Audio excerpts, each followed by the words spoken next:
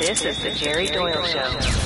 Well, we know that Obamacare is upon us, and with the continuing resolution to fund the government for another 6 months, it seems that both the Democrats and Republicans want to continue funding Obamacare, even in light of the fact that we hear the stories that 1 in 6 hospitals is going to close. We're going to have 150,000 doctor shortage, 30 million uninsured, et cetera, et cetera, et cetera. It seems that we're on the path to ever higher cost with ever poorer healthcare outcomes in this country. But what's the path we should be on? Joining us on the program is Michael Kalthoff. He's an entrepreneur. He's the author of Saving Private Healthcare.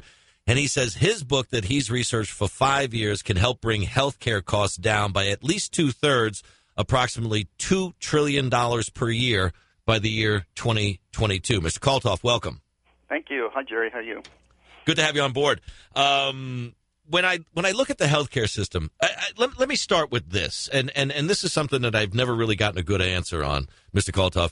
How bad is the healthcare system that we have when we have the highest life expectancy we've ever had, patient outcomes with regard to certain forms of cancer much better than they were? There seems to be a lot of positives in the healthcare system. I guess the overwhelming negative would be the cost of healthcare. Is that really what we have to address more so than what it is we're seeing in the perceived weaknesses in our healthcare system? Yeah, absolutely. If you take a look at any individual industry where the inflation goes up severely over certainly a long period of time, like healthcare has, there is a bubble that's building, and eventually that bubble's going to burst. And the reason we have such high-quality health care because everybody's throwing around a lot of money and people are getting paid a lot and they're developing, some very expensive technologies and so forth, but it's very, very inefficient. So it really is an issue of getting the spiraling issue under control and focusing on how do we make things much more free market, much more efficient, let the consumer take control of their health care decisions. With regard to the consumers, let's start there. Are we, as purchasers of health insurance, overinsured, and are we starting there in driving up health care costs by not wanting to pay $100 when we see the doctor once a year or twice a year? That we don't want to have anything out of pocket, so in turn the premiums are going to be inflated to reflect the fact that we don't want to pay anything. I think really what you're asking in that question is why are the prices going up so much? A lot of people have taken a look at, is it the fact that we've got too many people who love to go to their doctor, love to go to the hospital and get care, which I don't believe is the case, or do we believe that it's, greedy doctors or greedy health insurance companies, which is also not the case? In doing the research for the book, what I found out, the reason for the inflation in healthcare is what they call relative value units, or RVUs, which are how they actually calculate the prices that they set for doctor reimbursements for procedures and so forth around the country, and that is set through Medicare. Medicaid has taken that same formula, or a slightly lower amount actually, and set those prices lower. And then now the private health insurance companies have also set all their prices based on RVUs, again calculating them a little bit higher, but the entire health insurance industry is price controlled from Medicare. So whenever they do the doc fix and they talk about draining more of the reimbursements from the doctors, that actually is going to affect all of healthcare, including private insurance. And what's kind of strange is that private insurance ends up picking up the tab when Medicare and Medicaid prices go down. So even though the government's kind of controlling those prices, they're actually controlling them in an upward spiral. So the issue is we have to get rid of price controls in Medicare, Medicaid, and in health insurance, and that's right where you start getting a hold of the problem of inflation in healthcare.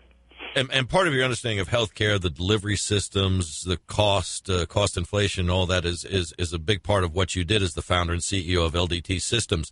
If I got this correctly, it's a company that basically put together an internet communication system for the organ transplant industry, where you would match transplant recipients with organ donations and availability. And in fact, you have definitive outcomes where you can say that you've saved additional lives in the process, correct? That's right. We started that company on the hopes of just increasing some, paperwork efficiency and time efficiency in the organ transplant field, where nurses go to the organ donor site if somebody had, as a potential organ donor through a tragic accident of some sort, and they collect all this information. They were doing it with paper, pencil, and a telephone, and we came in and said, let's put that on the internet, and then we found out that it increased, it decreased essentially the amount of time it took to place those organs so much that we were able to increase the number of organs transplanted, and we placed about 6,500 organs in 5 years, and we increased transplant by over 500 organs, saving an extra 500 lives with the technology. So it was a great win for the industry. So can you take some, I know we hear that one of the ways we're going to save money and cut costs is by putting all medical records online, and that we don't have to worry about any waste, fraud, and abuse in that part of the equation. But is that one of those things that can be done that doesn't cost a lot of money? Not that it doesn't take a lot to get something like that up and running efficiently, but is that something that we could be looking at doing that would help to at least slow down, if not reverse, the cost inflation on the medical delivery side? Absolutely, and the issue with electronic medical records is two things. One is privacy, and then the other is who controls the record, right? So we are looking at a proposal of having the government control everybody's electronic medical records, which is precisely the opposite of what needs to happen. Who needs to control those, I believe, are the health insurance companies, and they've sort of been bad actors in this whole thing in terms of adding a lot of paperwork and overhead to the process, but they are experts at computer systems, and they already know every bit of information about you. So I believe it's most efficient to get the medical records, paper and electronic, away from the doctors and the hospitals, and have the health insurance companies do that through electronic medical records that are securely accessed over the internet. And I put together a fairly nice way to secure those so that really nobody gets to those unless it's your doctor. So it's, once you have that security figured out, once you have that access figured out, then you can really start opening up the market to competitive influence through doctors and hospitals so that they can compete with one another. So you could choose to go to any doctor or hospital that you wish, anytime that you wish, and your electronic medical record follows you anywhere in the world that you are. Becomes much more efficient and better outcomes. I heard that, correct me if I'm wrong on this, but that the reason you still have to fill out all the paperwork when you go from your primary to the specialist to whatever you're being referred to is that even though the electronic medical records are there and the records exist and they do transfer automatically, it has something to do with the legal ramifications that if you don't fill out that paperwork and something goes wrong, even though the records are available because you didn't fill out the paperwork, that somehow that would open up some legal liability to whatever medical entity it was that you were dealing with. Right, and that's the what we've heard of as the HIPAA laws, which really have clamped down the ability to move information around the healthcare system, and it sort of clutters things up with a lot of paperwork and that sort of thing. So a lot of these laws need to be unraveled and undone, and I actually talk about these kinds of things and these kinds of solutions where people can go in and take a look at the kinds of solutions that will fix healthcare and will unravel these very bureaucratic and time-wasting bills that Congress has put together. Michael Kalthoff is with us on the program. That's Kalthoff. His book is Saving Private Healthcare. You can go to the website there, savingprivatehealthcare.com, Amazon.com, all major book retailers. With regard to doing and undoing, it always seems that when we hear from politicians, we have to do this, and if only we do this, and once we do that, then we're going to do this. How much of what we would see in efficiencies, delivery, and better outcomes would be in undoing before we do? Right. There's definitely a movement to overreach, and politicians start with compassion as their reason for wanting to make changes, and then they go down the path of wanting to win elections, and you combine those two things, and you end up with kind of the mess we have today. So really, we need to change this so that the healthcare industry comes up with the solution. I've put what I believe is a pretty good solution in the book, but that is a starting point. I believe it's the health insurance, the doctors, mostly the doctors and the patients, consumers, and health insurance companies and pharmaceutical companies need to come together to create that reform plan and then present that to Congress. And that needs to be done in a very large way with very good intent. And so what I do is put that together in something I call the Saving Private Healthcare Initiative, which will be, I'm forming that as a very large, potentially very large group of health care professionals, primarily doctors and patients, if you will, or consumers, but followed by other elements that will take, hopefully, the plans in the book and actually create the detail of what we need to do in every sector of healthcare,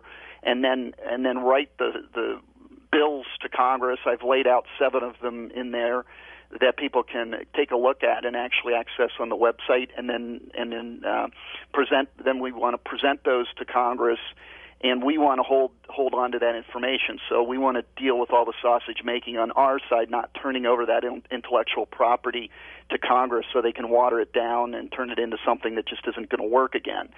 We need to take control of the information that we feed Congress, and Congress needs to listen to us.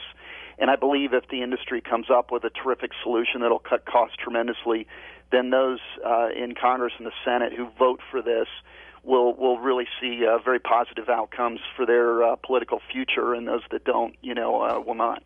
It's a great statement there. We need to take control of the information we feed Congress, because it seems just the opposite, Mr. Kalthoff, is what's happening is they've taken control of the language. They've taken control of the buzzwords, and we keep hearing, well, 47 million people don't have insurance. Then we heard 42. Then we heard it was 37. Then lately we hear it's 30 million don't have insurance. But then when you break that down, you come to find out it's really about 8 or 9 million people that are truly uninsurable. Those are the people that we need to help. It's others who choose not to pay for it because they're too young, or they don't think they're going to get sick, or they just are paperwork mismatches on any 6 to 12 month period. So it's really important to take control of the information that we feed to Congress, because too many people seem to be in the back seat on this one, where they're just saying, well, they told me 30 million people don't have insurance. And we seem to be looking at 1/6 of our economy in sound bites without people really being informed about what we could undo before we start to do, and then do the right things that need to be done. Absolutely, and that's really where we need to make major changes to Medicare and Medicaid. And Medicare, I propose that we take all of plans A, B, C, D, and Medicare Advantage and combine them into a single plan I call Medicare Private, that will send a monthly benefit support payment to everybody who's on Medicare, very similar to Paul Ryan's plan, but he wants to set up exchanges around the states. I want to say, hey, put that into what I call a medical escrow account at everybody's bank, and then in that escrow account it would control that money so that you couldn't spend it on anything other than health care. And then once you do that, that money goes into you buying your own health insurance, and then when you turn 65, guess what? You get to stay on the same private health insurance plan you've had your whole life. Nothing changes other than your 65th birthday, and then you go forward from there. So you don't have any paperwork to fill out, no confusing forms, and oh, by the way, you get every doctor and every hospital in the country you have access to under Medicare Private. So it's those kinds of changes that we really need to make in order to make health care work for everybody in America. And real outcomes that benefit everyone, from someone who's actually done it in the real world and understands that sometimes the best solutions don't come from the top down, they come from the bottom up. Lots of good education material in this, and a real good insight into what needs to be undone and done with regard to saving private health care. That's the title of the book. SavingPrivateHealthcare.com is the website. Michael Kalthoff has been our guest on the program. Really interesting read, and I think a much different way of looking at how it is we look at healthcare going forward. So hats off to you, Mr. Kalthoff. Thanks a lot, Jerry. Appreciate it.